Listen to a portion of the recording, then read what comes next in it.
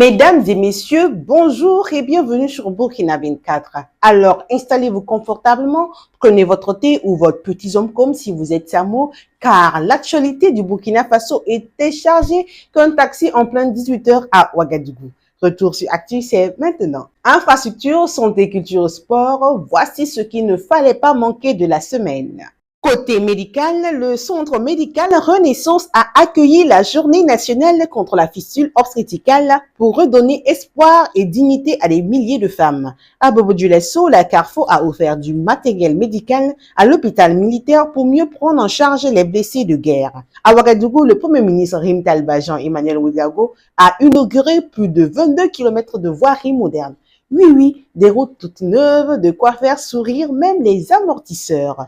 Pendant ce temps, l'ONASER et les forces de sécurité ont lancé une opération de contrôle routier. Donc, si ton casque dormait dans le placard, son heure de gloire est arrivée. En éducation, le Japon a inauguré un nouveau collège moderne à Ouagadougou avec 54 salles de classe. Et du côté de la sécurité pénitentiaire, 382 nouveaux agents ont terminé leur formation sous le nom de SEMPO qui signifie engagement en lié. En culture, Smarty a dévoilé son nouvel album Élévation pendant que le Fito 2026 faisait vibrer le patrimoine traditionnel au Musée national. Et en sport, grosse secousse, l'étoile filante de Ouagadougou descend en D2 pour la première fois de son histoire.